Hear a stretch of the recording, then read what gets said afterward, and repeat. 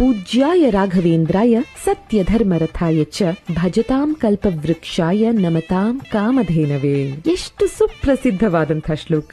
ಇದನ್ನ ರಚಿಸಿದ್ದು ರಾಯರ ಶಿಷ್ಯರಾದ ಶ್ರೀ ಅಪ್ಪಣ್ಣಾಚಾರ್ಯ. ತಮ್ಮ ಗುರುಗಳ ಸಮಾಧಿ ಸಮಯದಲ್ಲಿ ಕೊನೆಯದಾಗಿ ಗುರುಗಳ ದರ್ಶನ ಮಾಡಬೇಕು ಅಂತ ಅವರು ಹೊರಡ್ತಾರೆ. ಆದ್ರೆ ತುಂಗಭದ್ರೆಯಲ್ಲಿ ಆಗ ಪ್ರವಾಹ.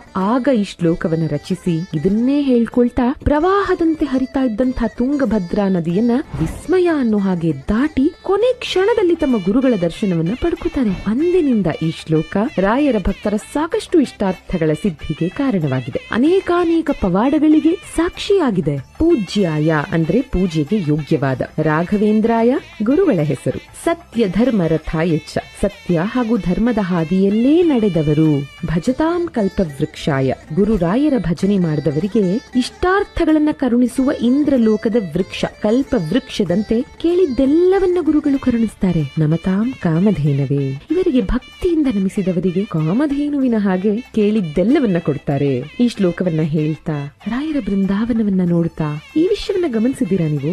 ರಾಯರ ಬೃಂದಾವನಕ್ಕೆ 2 ಜೊತೆ ಕಣ್ಣುಗಳು ಯಾಕಿದೆ?